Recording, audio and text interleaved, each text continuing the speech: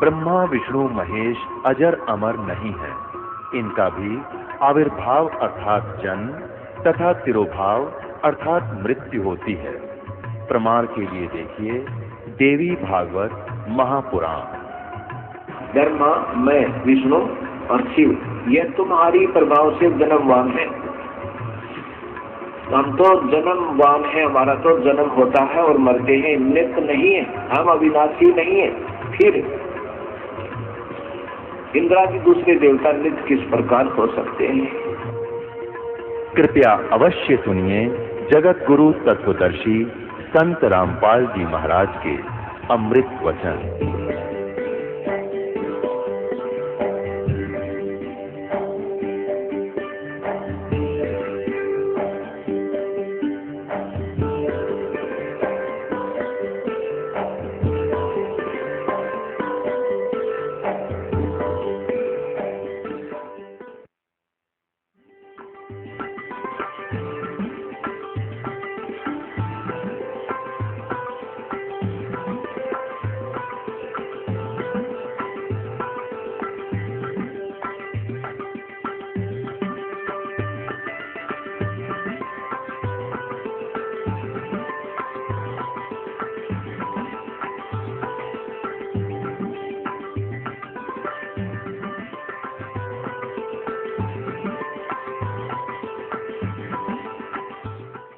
ब्रह्मा जी कह रहे हैं कि मुझे नहीं मालूम जब कमल के फूल पर बैठा था मैं कहां से उत्पन्न हुआ, कौन मेरा रक्षक मेरा जन्म करता है, और सब जगह जल ही जल।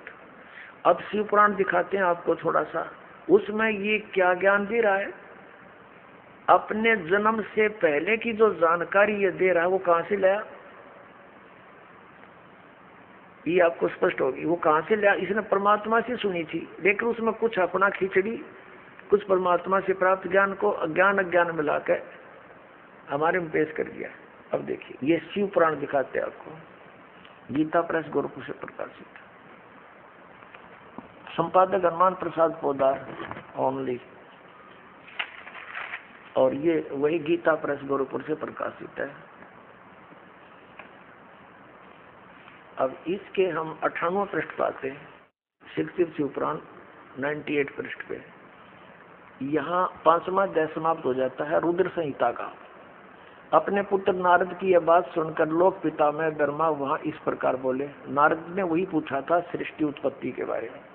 अब ये रुद्र संहिता है, चल रही है रुद्र संहिता, पृष्ठ 99 पर हम पढ़ेंगे। ब्रह्मा जी ने कहा ब्रह्मन अपने पुत्र नारद को, देव शिरोमणि, तुम सदा समस्त जगत के उपकार में लगे रहते हो, तुमने लोगों के हित की कामना से बहुत उत्तम बात पूछी है।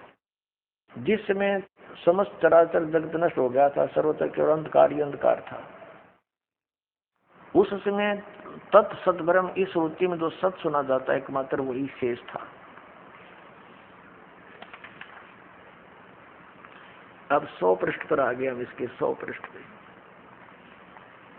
यहाँ कहा कि जिस परब्रह्म के विषय में ज्ञान और अज्ञान, ये सुनते रहिए ब्रह्मा आगे बोल, जिस परब्रह्म के विषय में ज्ञान और अज्ञान पूर्ण उक्तियों द्वारा इस प्रकार विकल्प किए जाते हैं, उसने कुछ काल के बाद द्वितीय की इच्छा प्रकट की। उसके भीतर एक से अनेक होने का संकल्प उदित हुआ। तब उस निराकार परमात्मा ने अपनी लीला शक्ति से अपने लिए मूर्ति की कल्पना की। जो मूर्ति रित परम ब्रह्म है उसकी मूर्ति भगवान सदाशिव है। अर्वाचीन और प्राचीन विद्वान उन्हीं को ईश्वर कहते हैं। उस समय एकाकी रहकर स्वेच्छानुसार विहार करने वाले सदाशिव ने अपने विग्रह से स्वयं ही एक स्वरूप भूता शक्ति की सृष्टि की, जो उसके अपने श्रीअंग से कभी अलग होने वाली नहीं थी। उस पराशक्ति को प्रधान प्रकृति गुणवती माया बुद्धि तत्व की जननी तथा विकार रहित बताया है। वह शक्ति अंबिका कही गई है। उसी को प्रकृति दुर्गा को कहते हैं, ये ध्यान रखना, गीता में काम होगा आपके। उसी को प्रकृति सर्वेश्वरी और त्रिदेव जननी, तीनों देवताओं की माता, उत्पन्न करने वाली दुर्गा, रजगुण ब्रह्मा सदगुण विष्णु तमगुण शिव जी की माता, नित्य और मूल कारण भी कहते हैं। सदाशिव द्वारा प्रकट की गई उस शक्ति की 8 भुजाएं हैं। क्लियर हो गया। अष्टंगी दुर्गा, नाना प्रकार के आभूषण उसके अंगों की शोभा बढ़ाते हैं। वह देवी नाना प्रकार की गतियों से संपन्न है और अनेक प्रकार के अस्त्र शस्त्र धारण करती है। एकाकिनी होकर भी वह माया संयोग वसात अनेक हो जाती है। इसी ने 3 रूप धारण किए थे, सावित्री, गौरी और लक्ष्मी के। वे जो सदाशिव हैं उन्हें परम पुरुष, ईश्वर, शिव, शंभु और महेश्वर कहते हैं। अब हम आगे 101 पृष्ठ पे रुद्र संहिता का। वे अपने सारे अंगों पर भस्म रमाए रहते हैं। उन काल रूपी ब्रह्म ने एक ही समय शक्ति के साथ, नाथनी शक्ति के साथ शिवलोक नामक क्षेत्र का निर्माण किया था। अब ये काल रूपी ब्रह्म आप पे लिख दिया सदाशिव को हो, ये ब्रह्मा विष्णु महेश का पिता है जिसने गीता का ज्ञान दिया, वही है ये निर्माण किया। उस उत्तम क्षेत्र को काशी कहते हैं। वह परम निर्वाण या मोक्ष स्थान है जो सबके ऊपर विराजमान है। वे प्रिय और प्रियतम रूप शक्ति और शिव जो परमानंद स्वरूप है उस मनोरम क्षेत्र में नित्य निवास करते हैं।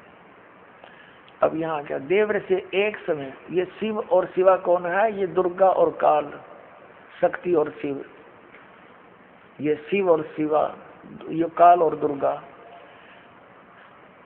देवर से एक समय उस आनंद वन में रमण करते हुए शिवा और शिव के मन में यह इच्छा हुई कि किसी दूसरे पुरुष की सृष्टि करनी चाहिए, जिस पर यह सृष्टि संचालन का महान भार रखकर हम दोनों केवल काशी में रहकर इच्छा अनुसार विचरे और निर्वाण धारण करें।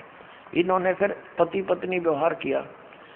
ऐसा निश्चय करके शक्ति सहित सर्वव्यापी परमेश्वर शिव ने अपने वाम भाग के 10वें अंग पर अमृत मल दिया। फिर तो वहां से वह एक पुरुष प्रकट हुआ। अब उसका नाम के रखा। ये पृष्ठ 102 पर हम पढ़ रहे हैं। 102 पर अब शिव पुराण यहाँ देखना। शिव ने कहा, वत्स बेटा, व्यापक होने के कारण तुम्हारा विष्णु नाम विख्यात हुआ।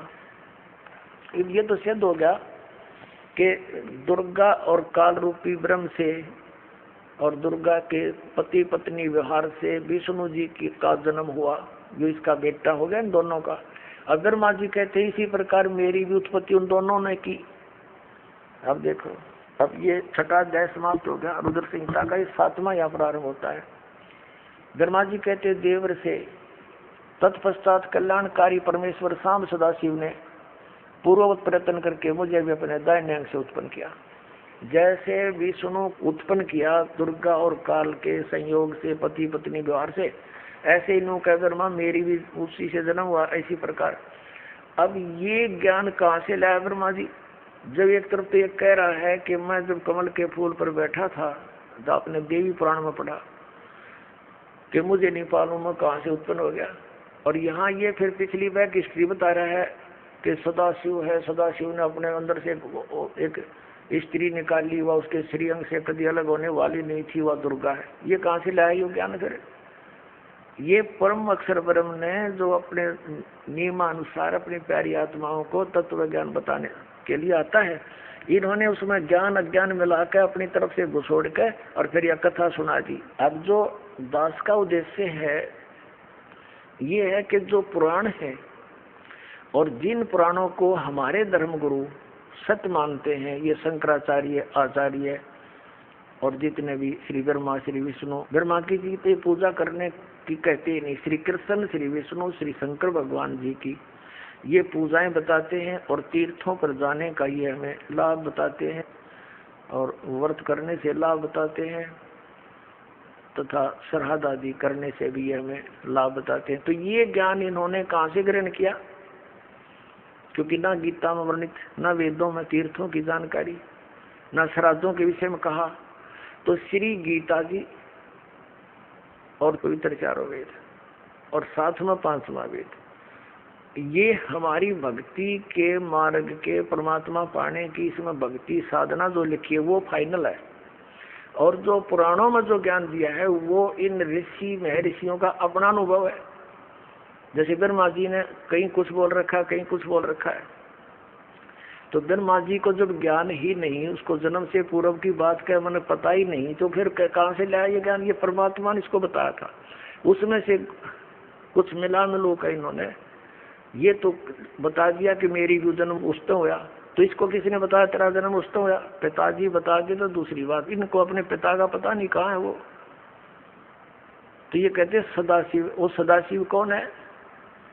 ये काल रूपी भगवान है, और इन्होंने आज तक उसके दर्शन नहीं हो लिए। तो ये क्या करता है? छल करता है। किसी को तो अपने पुत्र शिव के रूप में दर्शन दे देता है, किसी को अपने पुत्र विष्णु के रूप में दर्शन दे देता है, और किसी को ब्रह्मा के रूप में दर्शन दे देता है। अब दास का जो आज के सत्संग का उद्देश्य ये है कि हमने इस अध्यात्म मार्ग को पूर्ण रूप से जानने के लिए इन पुराणों का सहयोग अवश्य लेना पड़ेगा, लेकिन इनमें वर्णित भक्ति विधि को स्वीकार नहीं करने का, नहीं करना। क्यों नहीं करना? क्योंकि हमने वो भक्ति ग्रहण करनी है जो हमारे सदग्रंथ बताते हैं। सदग्रंथ कौन से हैं? मोक्ष मार्ग के। पवित्र गीता जी जो वेदों वाला ही संक्षिप्त में ज्ञान है, और पवित्र पांचों वेद, चारों वेदों में भी कंप्लीट ज्ञान नहीं हो। पांचवा वेद सूक्ष्म वेद है, वो सच्चिदानंद घन ब्रह्म की वाणी है, और वो पांचवा वेद इस दास के पास उपलब्ध है, परमात्मा ने उपलब्ध करा रखे।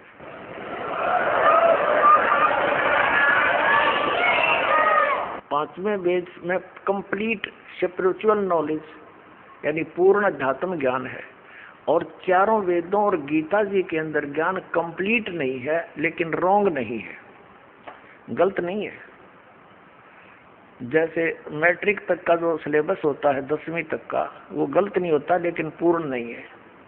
तो इसलिए हमने केवल भक्ति की जो विधि, जैसे प्रसंग चला था हरे राम हरे कृष्ण सीताराम राधे श्याम राधे राधे श्याम मिला दे, ओम नमः शिवाय और ओम भागवते वासुदेव नमः और गायत्री मंत्र, ये मंत्र यदि वेदों और गीता में वर्णित है तो हम इनको जाप करेंगे तो लाभ होगा। यदि वेदों और गीता में नहीं है तो ये यूजलेस है, ये लोक वेद है, मनमाना आचरण है, ये नहीं करेंगे। श्रीमद् भगवद गीता वेदों को तो आपको आसपास भी नहीं पहुंच दिया, ये भी दया करी दाता ने श्रीमद् भगवद गीता हमारे हृदय में समा दी। अब श्रीमद् भगवद गीता को तो आप आसानी से पढ़ सकते हो, देख सकते हो, सरलार्थ है किया हुआ अनुवाद। कुछ गलती इन्होंने की है, फेर बदल वो दास के तत्व ज्ञान से ठीक हो रही है। दास ने एक अनुवाद किया है गहरी नजर गीता में, कंप्लीट सही इसका अनुवाद किया। तो इसमें कौन से मंत्र जाप करने के हैं? गीता ज्ञान दाता ब्रह्म है, सरपुरुष है। गीता जी अध्याय नंबर 15 के श्लोक 16 और 17 में 3 पुरुष बिल्कुल प्रमाणित है, एक सरपुरुष एक अक्षर पुरुष। सरपुरुष तो ये स्वयं है, अक्षर पुरुष इसको परब्रह्म भी बोलते। ये सरपुरुष कितना प्रभु है, पुरुष माने प्रभु स्वामी, ये केवल 21 ब्रह्मांड का स्वामी है। 21 ब्रह्मांड, एक ब्रह्मांड का क्या क्षेत्र है? जैसे 7 पाताल और 7 ऊपर के 14 लोक, ब्रह्मलोक और धर्मराय का लोक आदि, ये सारे मिला करके पृथ्वी आदि सब, ये एक ब्रह्मांड के अंदर इतनी सामग्री है। ऐसे ऐसे 21 ब्रह्मांड है। जैसे प्रांत होते हैं, हरियाणा प्रांत, पंजाब प्रांत, तो इनमें क्रियाएं सब एक जैसी ही हैं, लेकिन इनका सीमा अलग है। ऐसे 21 ब्रह्मांड का स्वामी है ये सरपुरुष जो गीता ज्ञान दे रहा है ब्रह्म। ये इतना पुरुष है, इतना प्रभु है। और जो अक्षर पुरुष है वो ऐसे ऐसे 7 शंख ब्रह्मांड का स्वामी है। और तीसरा जो परम अक्षर ब्रह्म है, 8वें अध्याय के गीता के 8वें अध्याय के 1 के उत्तर में, प्रश्न के उत्तर में अर्जुन ने पूछा कि किम तत्परम, उसके उत्तर में 8वें अध्याय के 3रे श्लोक में कहा कि वो परम अक्षर ब्रह्म है। तो वो परम अक्षर ब्रह्म जो है वो असंख्य ब्रह्मांड का स्वामी है, ओवरऑल कंट्रोलर है सबका। इस सरपुरुष के 21 ब्रह्मांड पर, अक्षर पुरुष के ये सारे 7 संघ ब्रह्मांड पर, और इसके अतिरिक्त असंख्य ब्रह्मांड हैं, उन सब का मालिक है वो परम अक्षर ब्रह्म है। वो संसार रूपी वृक्ष की जड़ है, ये बाकी इसके पार्ट है। अक्षर पुरुष एक पेड़ है और सरपुरुष वा की डार, तीनों देवा शाखा है, ये 5 रूप संसार। जो प्रसंग चल रहा है कि ये 15वें अध्याय के 16 और 17 में गीता जी में तीन पुरुष है, सर्वपुरुष और अक्षर पुरुष, ये दोनों आपको क्लियर कर दिया। और तीसरा उत्तम पुरुषत्व अन्य, ये परम अक्षर ब्रह्म है। तो इनके जैसे गीता ज्ञानदाता अपने विषय में गीता जी अध्याय नंबर 8 के श्लोक नंबर 13 में कहता है, ओम इति एकाक्षरम ब्रह्म व्यवहारण मामनुसम यह प्रयाति तदंदेहम स याति परमाम गति। मुझ ब्रह्म का केवल एक ओम मंत्र है, नथिंग एल्स। मुझ ब्रह्म का ये एक अक्षर ओम है यह, और इसका उच्चारण करके सिमरण करता हुआ यह प्रयाति तदंदेहम जो शरीर त्याग कर जाता है, स याति परमाम गति, वो परम गति को प्राप्त होता है। यानी ओम से मिलने वाली जो परम गति है वो इससे होती है। ओम से क्या होती है? ब्रह्म लोक प्राप्ति। ब्रह्म लोक में गए हुए प्राणी भी वापस आते हैं। 8वें अध्याय के गीता जी के 16वें श्लोक में स्पष्ट किया है कि ब्रह्म लोक पर्यंत सब पुनरावृत्ति में है, वहां गए हुए प्राणी भी जन्म मृत्यु के अंदर आते हैं। तो एक तो हमने ये ओम मंत्र लेना है, इसके अंदर गीता जी के अंदर केवल ओम मंत्र जाप का है, नथिंग एल्स। ना हरे राम हरे कृष्ण, ना सीताराम राधे श्याम, ना ओम नमः शिवाय। तो ये लोक वेद के मंत्र हैं, दंत कथा है, ये आउट ऑफ सिलेबस है, ये मोक्ष मार्ग नहीं, ये तो हमारा नाश मार्ग है आत्मा का। और फिर गीता जी अध्याय नंबर 17 के श्लोक नंबर 23 में उसमें लिखा है, ओम तत्सत इति निर्देश है ब्रह्मण त्रिविध समर्थ है। ब्रह्मण माने सच्चिदानंद घन ब्रह्म, यानी परम अक्षर ब्रह्म को पाने का। ये ओम मंत्र सहित ये 3 मंत्रों का जाप करना पड़ेगा। ओम तत्सत, तत् और सत ये सांकेतिक है। ये ओम तो अक्षर पुरुष का, और तत् ये अक्षर पुरुष का, ये सांकेतिक है तत्, और सत ये परम अक्षर पुरुष का। इन तीनों भगवानों की, तीनों प्रभुओं की हमने मजदूरी करनी पड़ेगी, या साधना है। साधना पूजा में नहीं आती, साधना मजदूरी है, मेहनत है। जैसे हमने हैंडपंप लगाना है, हमारा उद्देश्य क्या है हैंडपंप के लगाने का? हमारा पूज्य जल है, और वो जो क्रिया है हैंडपंप लगाना, बोकी मारनी, पाइप लगानी, फिर ऊपर नलका लगाना, तो ये सारी जो साधना है या मजदूरी है या साधना है, प्रोसेस है। और उद्देश्य क्या है? हमारा जो इष्ट है वो तो जल है। तो हमारा जो उद्देश्य है इस साधना का परम अक्षर ब्रह्म की प्राप्ति है, यानी पूर्ण मोक्ष प्राप्ति है। हमारा जो लक्ष्य है वो सतलोक जाना है, उस स्थान पर जहाँ जाने के बाद साधक लौटकर कभी वापस नहीं आते। उसके लिए 3 मंत्र की मजदूरी है।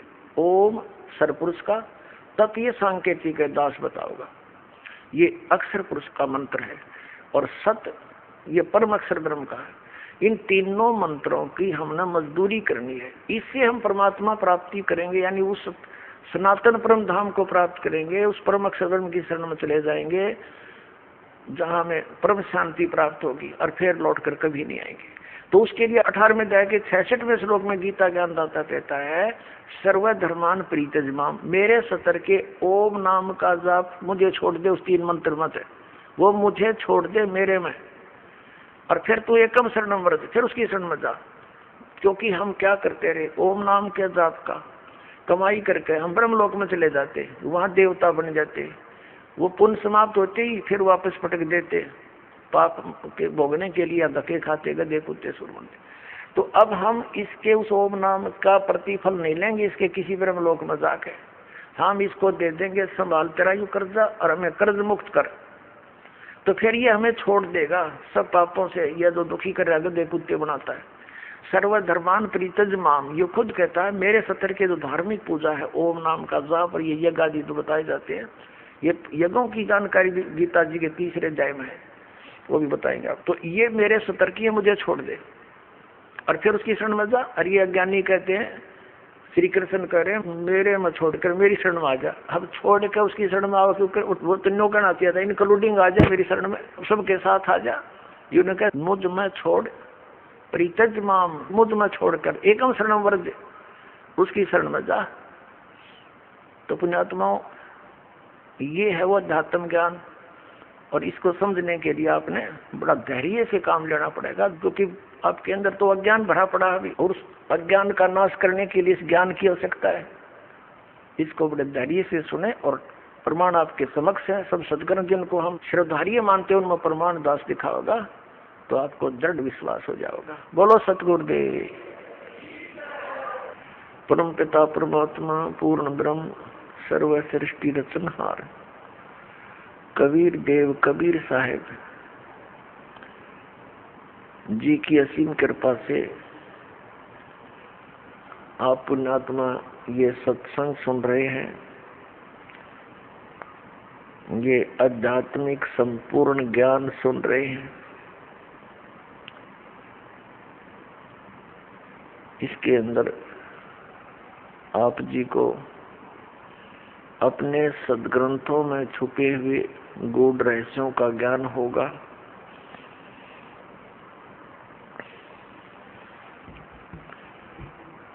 और सत्संग में आने से प्राणी को पता चलता है कि मनुष्य जीवन का क्या उद्देश्य है। सत्संग के अंदर बहुत ही पुण्यकर्मी प्राणी ही आया करते हैं। सत्संग में पता चलता है कि मानुष जन्म पाके जो नहीं रटे हरि नाम और जैसे कुआं जल बिना बनवाया क्या काम। परमात्मा हमें याद दिलाते हैं मनुष्य जीवन प्राप्त करके यदि प्राणी परमात्मा की भक्ति नहीं करता उसका जीवन ऐसे व्यर्थ है जैसे जिस कूप में जिस कुएं में जल ना हो बाकी उसकी सारी स्ट्रक्चर खड़ा हो पक्का कुआं कर रखा हो बढ़िया उसके ऊपर बाल्टी रखी हो लेकिन जल नहीं है तो यूजलेस है। ठीक इसी प्रकार मनुष्य जीवन प्राप्त प्राणी यदि परमात्मा की भक्ति नहीं करते हैं तो उनका जीवन उस जल रहित कूप के तुल्य है। अब उस कुएं का नाम कुआं अवश्य है लेकिन गुण कुएं के नहीं है। ठीक इसी प्रकार जो मनुष्य शरीरधारी प्राणी परमात्मा की भक्ति नहीं करता उसका नाम मनुष्य अवश्य है लेकिन गुण मनुष्य के नहीं है। अपने आत्माओं हम देखते हैं कि परमात्मा के चाहने वाली पुण्यात्माओं की कमी नहीं। जहां भी जिस संत के पास देखते हैं लाखों की संख्या में ये पुण्यात्मा कल्याण कराने के लिए कल्याणार्थ वहां पहुंच जाते हैं। और जो भी वो गुरुदेव साधना बताते हैं क्रियाएं बताते हैं वो श्रद्धालु पूर्ण श्रद्धा के साथ करते हैं। और जो बिल्कुल भक्ति नहीं करते उनकी भी कमी नहीं। पुण्यात्मा जो भक्ति बिल्कुल नहीं करते वो तो बिल्कुल अपना मनुष्य जीवन का नाश कर ही रहे। साथ में जो भक्ति कर रहे हैं और शास्त्र विधि त्याग कर मनमाना आचरण करते हैं अज्ञानी गुरुओं के पास बैठे हैं तो वो भी बहुत बड़े धोखे में है। वो भी अपना जीवन नाश कर रहे हैं। तो पुण्यात्मा परमात्मा के पाने के लिए प्रयत्नशील प्राणी इस बात से परिचित होता है कि परमात्मा गुरु के बिना नहीं मिल सकता। इसलिए गुरुओं की आवश्यकता पड़ी और गुरु बनाने के लिए हम इन महापुरुषों के पास पहुंच गए। अपने आत्माओं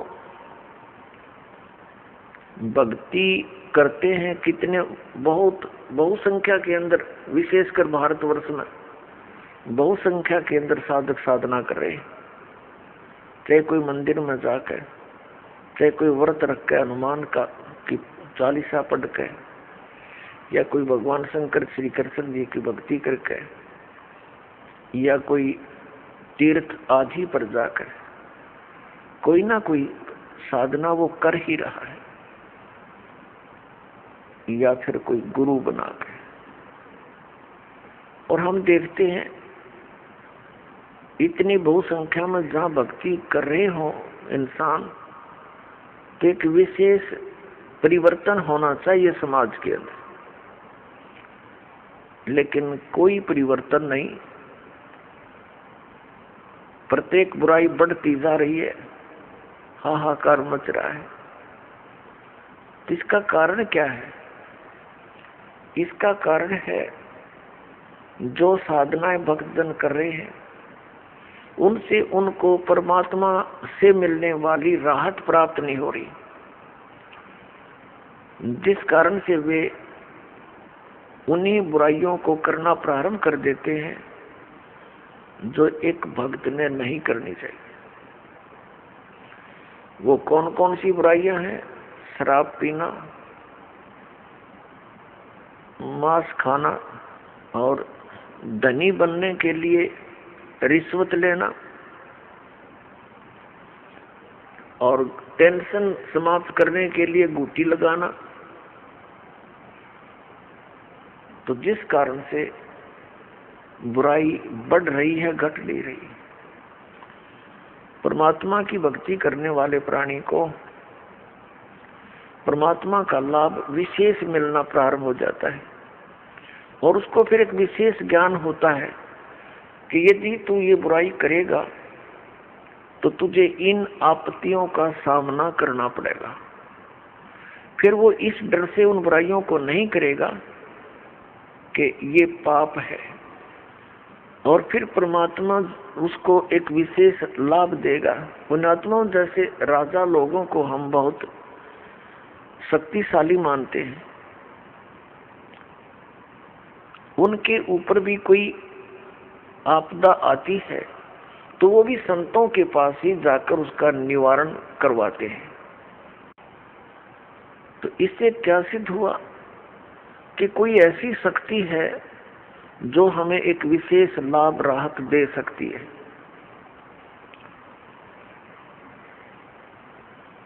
वो कौन है और कैसे वो राहत देता है, इसका ज्ञान संत जन ही बताया करते हैं।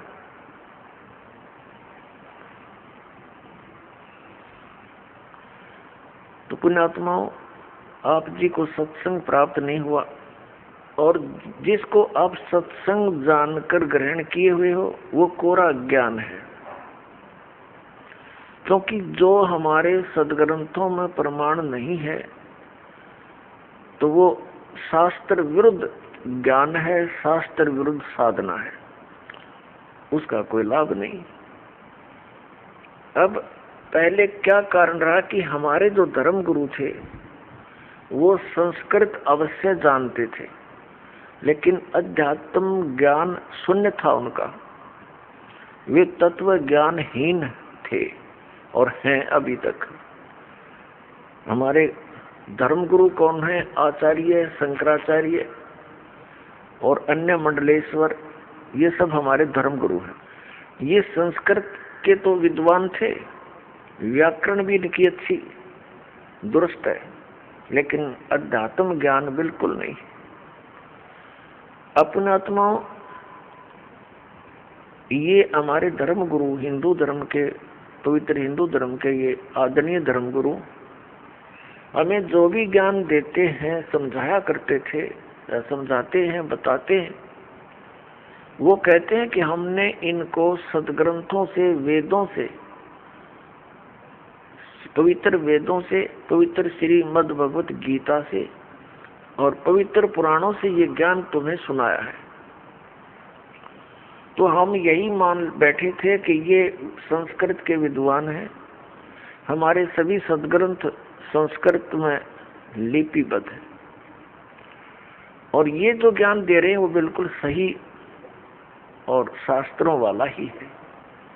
लेकिन अब इस दास को पता चला क्योंकि इस दास की आंखें बन गई, वो तत्व ज्ञान वाली आंखें दुरुस्त हो गई। पहले हमारे पूर्वज, हमारे जो पहले के जो माता पिता, दादा दादी, कई पीढ़ियां जो हमारे हिंदू धर्म के थे, सभी के वो श्रद्धालु थे, अशिक्षित थे, और इन धर्म गुरुओं ने जो भी क्रियाएं बताई वो सिर डटकी बाजी ला के और पूरी श्रद्धा से करते रहे। तो पुण्यात्माओं, आज हम इस योग्य कर दिए परमात्मा ने कि हम इन सदग्रंथों को अब स्वयं देखेंगे।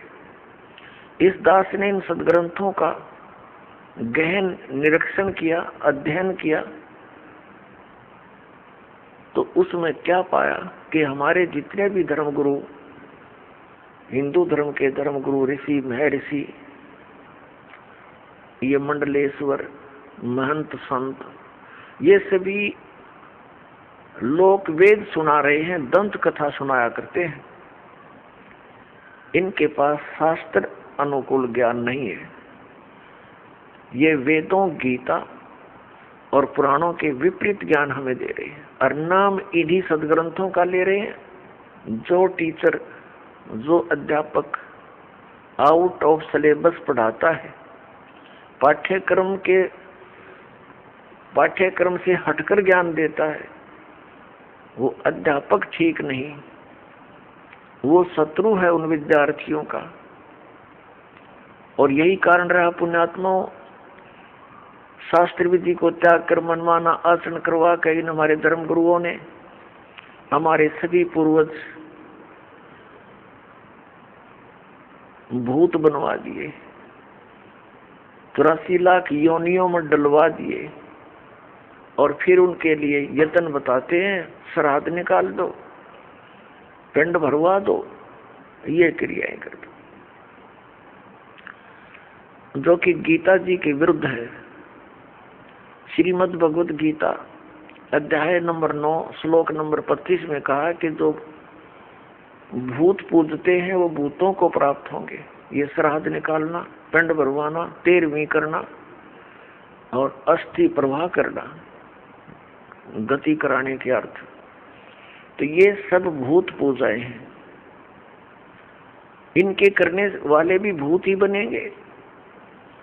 देवताओं की पूजा करने वाले देवताओं को प्राप्त होंगे, पितरों की पूजा करने वाले पितर बन जाएंगे। गीता ज्ञानदाता कहता है कि मेरी भक्ति करने वाला मुझे प्राप्त होगा। तो हमने भगवान की भक्ति त्याग कर ये भूत पूजा शुरू कर दी, श्राद्ध आदि निकालना, जिस कारण से हम शास्त्रीय विधि त्याग का मनमाना आचरण करते रहे और महान कष्ट को उठाते रहे। अपनात्मा, अध्यापक किसे कहते हैं, टीचर किसे कहते हैं? अध्यापक अपने जॉब का मास्टर होता है, उसको टीचर बोलते हैं, अध्यापक कहते हैं, मास्टर कहते हैं। जिन धर्म गुरुओं को समाज ने खुली छुट्टी दे दी कि तुम सदग्रंथ पढ़ो और हमें सुनाओ, और हमें वो परमात्मा का ज्ञान जो सदग्रंथों में विद्यमान वो बताओ, उनको फ्री कर दिया, उनको दक्षिणा देनी शुरू कर दी कि अपना निर्वाह भी करते रहो दक्षिणा से, और फ्री हो तुम, पढ़ो अच्छी तरह इन सदग्रंथों को और हमें बताओ। तो उन्होंने, हमारे धर्म गुरुओं ने सदग्रंथों को पढ़ा अवश्य और इनको कंठस्थ याद भी कर लिया संस्कृत भाषा में, लेकिन इनको वेदों, गीता और पुराणों का कख भी पता नहीं। इन आचार्यों को और इन शंकराचार्यों को, इनको अध्यात्म ज्ञान नहीं। इनको तो ज्ञान होगा कहाँ से?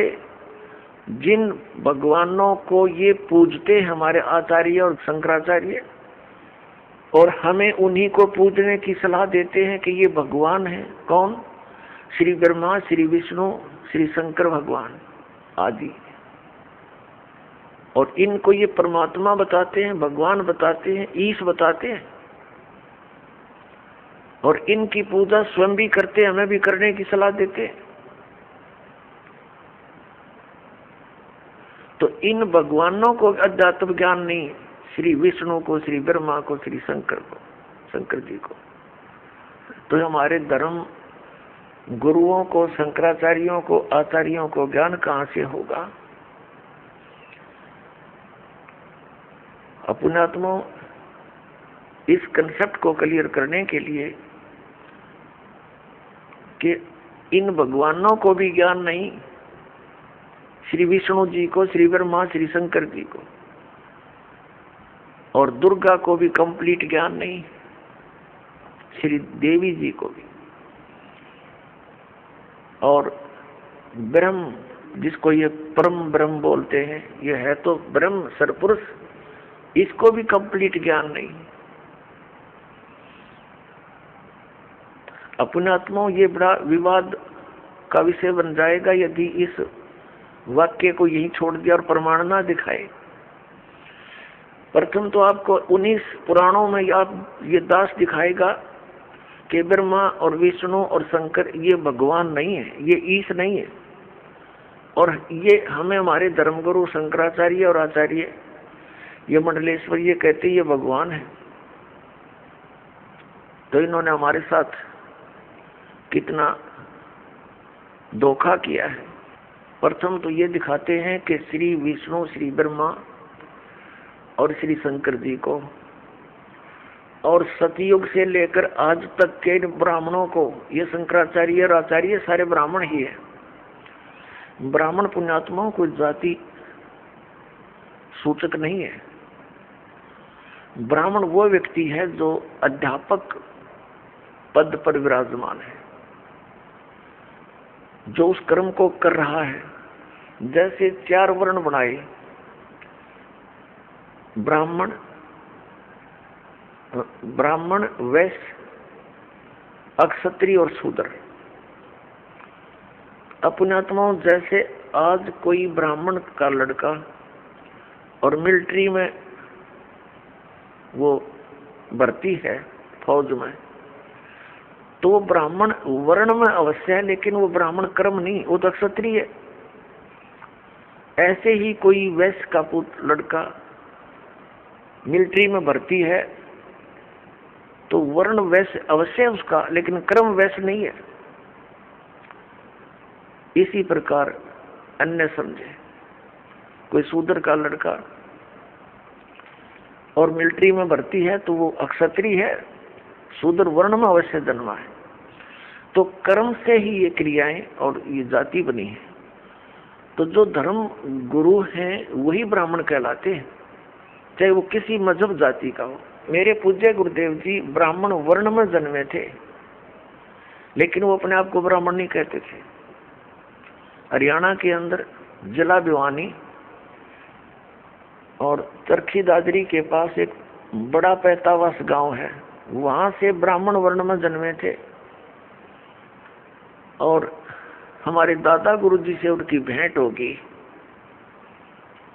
वो उनसे प्रेरणा पाकर घर त्याग कर चले गए, और वो अपने आप को संत कहते थे, ब्राह्मण नहीं। और मेरे दादा गुरुजी जाट थे, गांव छावला के, दिल्ली में, और वो जाट होते हुए ब्राह्मण कहलाए, पंडित कहलाए, क्योंकि वो काशी विद्यापीठ से पढ़कर 4 विषय के आचार्य बन गए थे। गांव गोपालपुर, खरखोदा के पास, जिला सोनीपत में एक छोटा सा गांव है गोपालपुर, उसके अंदर आश्रम बना हुआ हमारे दादा गुरु जी का। उस पर लिखा पंडित चिदानंद जी आश्रम।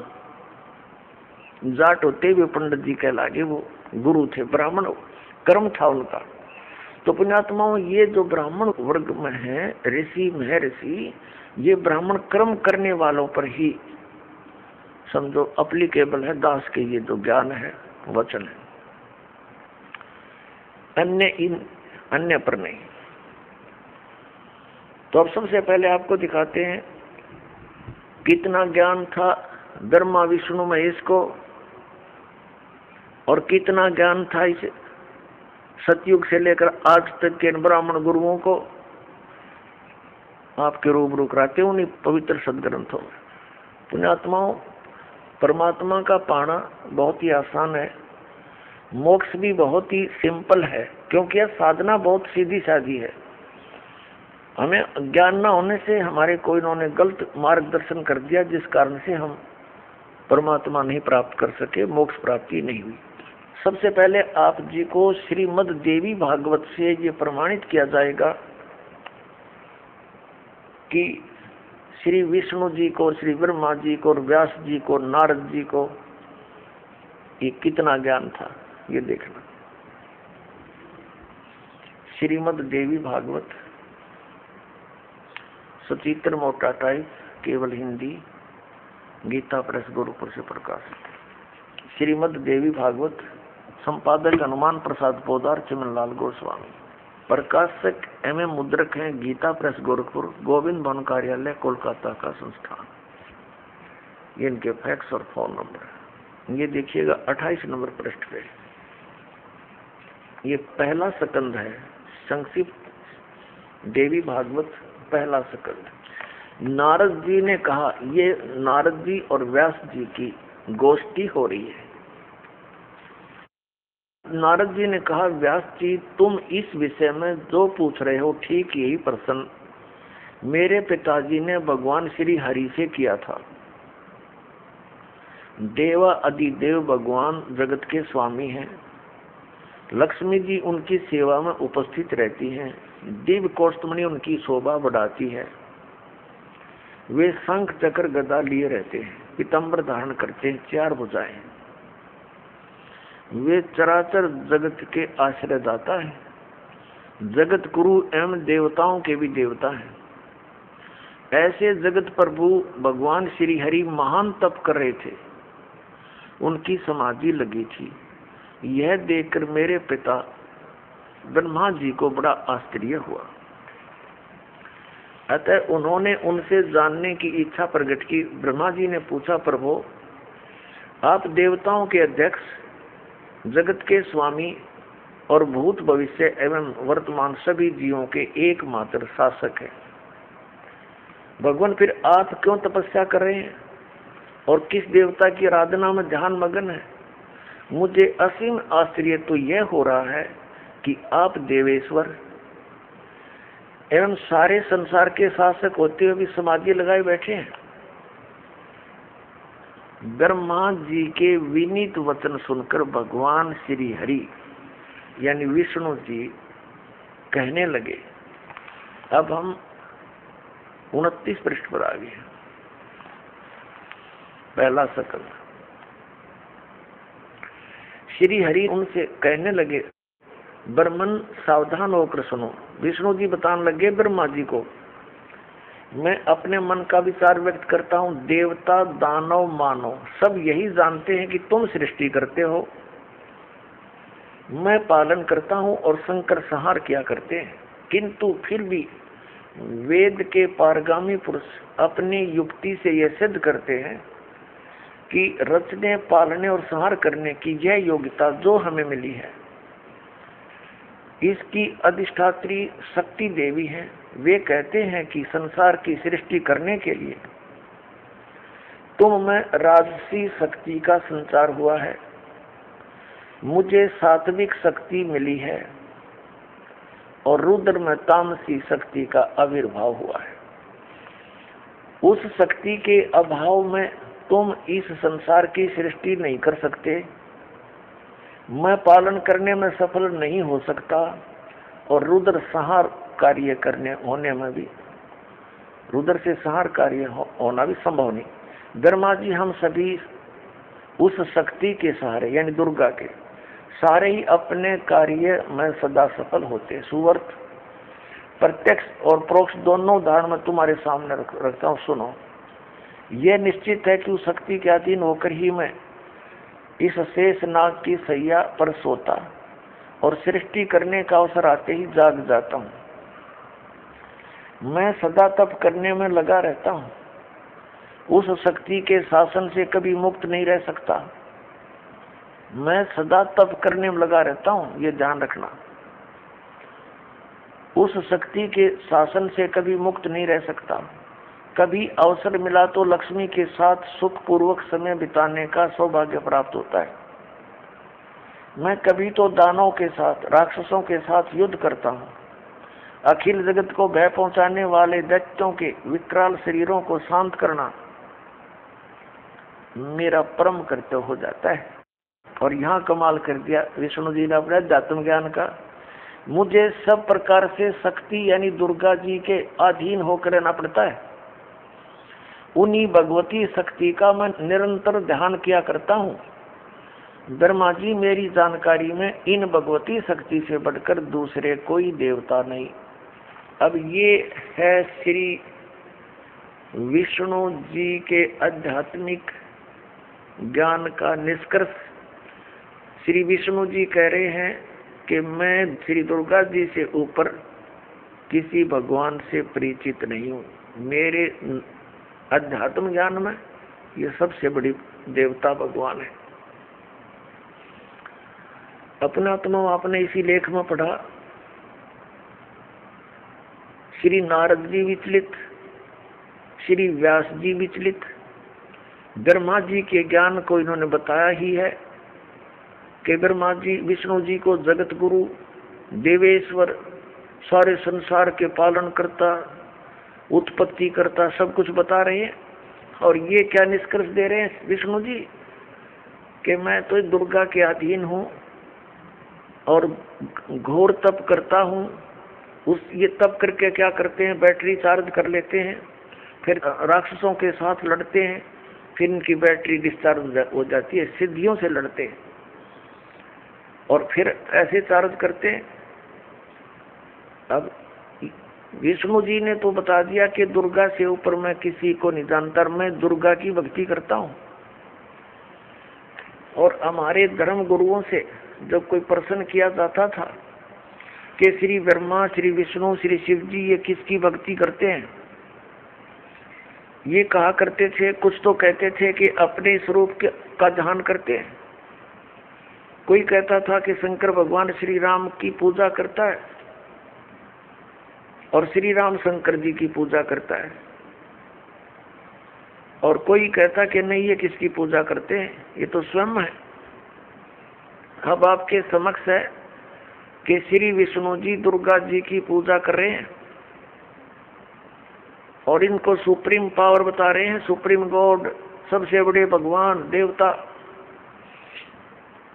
अब दुर्गा जी क्या बताती है, इसके भी दो वचन सुनते हैं। ये देखिएगा 7वां स्कंद संक्षिप्त देवी भागवत 562 पृष्ठ पे। यहाँ देवी के द्वारा हिमालय को ज्ञानोपदेश, ब्रह्म स्वरूप का वर्णन। श्री देवी जी क्या कहती है, श्री देवी जी कहने लगी, पर्वतराज अब मैं तुझे ब्रह्म के बारे में जानकारी, पहले तो इसने अपने बारे में बताया, लेकिन फिर कहती है नहीं, उस ब्रह्म का क्या स्वरूप है यह बतलाया जाता है, जो प्रकाश रूप, सबके अत्यंत समीप में स्थित, हृदय रूप गुहा में स्थित होने के कारण गुहाचर नाम से प्रसिद्ध और महान पद अर्थात परम प्राप्य है। वह समस्त प्रजा के ज्ञान से परे है, अर्थात किसी की बुद्धि में आने वाला नहीं है, यह तुम जानो। जो परम प्रकाश रूप है, जो सूक्ष्म से भी अत्यंत सूक्ष्म है, जिसमें संपूर्ण लोक और उन लोकों में निवास करने वाले प्राणी स्थित है, वही यह अक्षर ब्रह्म है, वही सबके प्राण है, वही सबकी वाणी है और वही सबका मन है। वह ये परम सत्य और अमृत अविनाशी। हम 563 पृष्ठ पा रहे हैं, 7वां स्कंद पढ़ रहे हैं। वह अमृत अविनाशी तत्व है, सौम्य। देवी जी कह रही है, उस वेदने योग्य लक्ष्य का तुम वेदन करो, मन लगाकर उसमें तन्मय हो जाओ। सौम्य उपनिषद में कथित महान अस्त्र रूप धनुष लेकर उस पर उपासना द्वारा तीक्ष्ण किया हुआ बाण संधान करो और फिर भावानुगत चित्त के द्वारा उस बाण को खींचकर उस अक्षर रूप ब्रह्म को लक्ष्य बनाकर वेदन करो। प्रणव माने ओम धनुष है, जीवात्मा बाण है और ब्रह्म को उसका लक्ष्य कहा जाता है। अब इसमें क्या कहा है, श्री देवी जी कह रही है हिमालय राजा को कि आत्म मनुष्य को चाहिए ओम नाम का जाप करे और ब्रह्म पाने का उद्देश्य रखे। इतनी सी बात, और कुछ नहीं। आगे देखो, इसी में फिर हम यहाँ आ जाते हैं नीचे। उस एकमात्र परमात्मा को ही जाने, दूसरी सब बातों को छोड़ दे। अब देवी जी, दुर्गा जी अपनी साधना को भी कहती है वो भी छोड़ दो, केवल एक उसी परमात्मा की भक्ति करो। यही अमृत रूप परमात्मा के पास पहुंचाने वाला पुल है। संसार समुद्र से पार होकर अमृत स्वरूप परमात्मा को प्राप्त कराने का यही सुलभ साधन है। यह कहा कि इस आत्मा का ओम के जप के साथ ध्यान करो। इससे अज्ञान में अंधकार से सर्वथा परे और संसार समुद्र से पार जो ब्रह्म है उसको पा जाओगे, तुम्हारा कल्याण। वो कहाँ रहता है? हम 563 पढ़ रहे हैं। वह यह सब का आत्मा ब्रह्म, ब्रह्मलोक रूप दिव्य आकाश में स्थित है। वह ब्रह्मलोक में रहता है, इसका सीधा सा अर्थ है। अपने आत्मा, ये तो अध्यात्म ज्ञान हो गया दुर्गा जी का। ये क्या बता रही है? श्री देवी जी कह रही हिमालय राजा को कि और सब पूजाएं त्याग दे, केवल एक ब्रह्म की पूजा कर, उसका ओम नाम है। उस साधना से तू ब्रह्म लोक को प्राप्त होगा। अपने आत्माओं, श्री मद भगवत गीता जी का ज्ञान ब्रह्म ने ही दिया, श्री कृष्ण जी में प्रवेश करके। अब वो ब्रह्म क्या बोलता है? श्रीमद् भगवत गीता अध्याय नंबर 8 के श्लोक नंबर 13 में कहता है कि ओम इति एकाक्षरम। ये देखिएगा, आपको इन सदग्रंथों से रूबरू करेंगे तभी आपको विश्वास होगा इस दास की बातों पर। ये है श्रीमद् भगवत गीता, जयदयाल गोविंद का इसके अनुवादक हैं, गीता प्रेस गोरखपुर से प्रकाशित। अध्याय नंबर 8 के श्लोक नंबर आपको 13 दिखाते हैं। अध्याय नंबर 8 श्रीमद् भगवत गीता, और यहाँ देखो 13वां श्लोक। ये 13वां श्लोक है। ओम इति एकाक्षरम ब्रह्म व्यवहारन माम अनुसमरन ये प्रयाति तजंदेहम स याति परमाम गतिम। अब गीता ज्ञान दाता ब्रह्म है।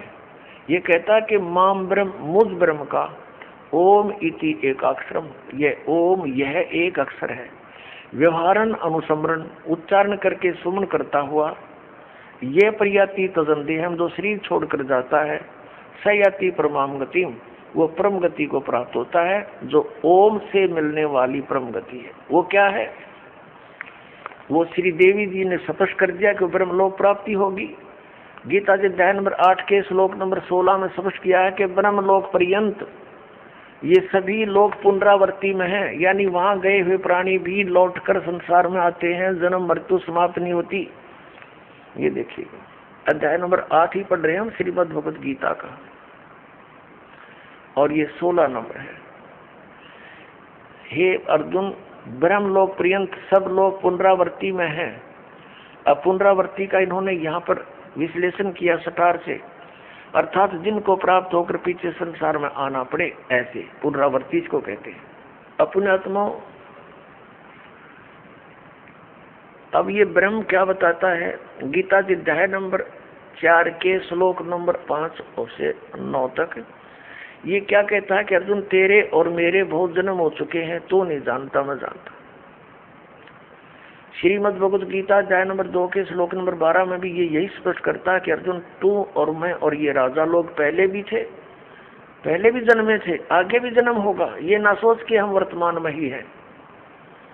और गीता जी अध्याय नंबर 10 के श्लोक नंबर 2 में ये खुद कहता है कि मेरी उत्पत्ति को ये देवता लोग, ऋषि लोग ये नहीं जानते, क्योंकि ये मुझसे उत्पन्न हुए हैं। अब ये ब्रह्म जो है, इसको सरपुरुष भी कहते हैं, और कबीर परमेश्वर जी ने इसको काल भगवान कहा है।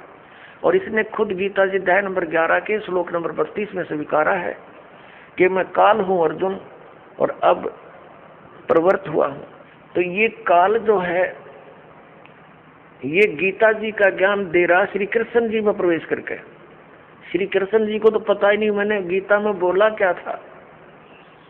पुण्यात्मा, इस दास के वचन आपको सारे उठ पटांग से लागेंगे एक बार तो, लेकिन धैर्य से सब सुनते रहना। प्रमाण देखोगे गदगद हो जाओगे, दांतों तो उंगली दबाओगे कि बैठा दिया हमारे आचार्य और शंकराचार्यों ने सारा गलत ज्ञान सुना के। कख भी नहीं पता इन आचार्यों शंकराचार्यों, हमारे तो हिंदू धर्म के गुरुओं को आज तक, ऋषि में ऋषियों को सतयुग से लेकर आज तक इनको कख भी पता नहीं वेदों और गीता का।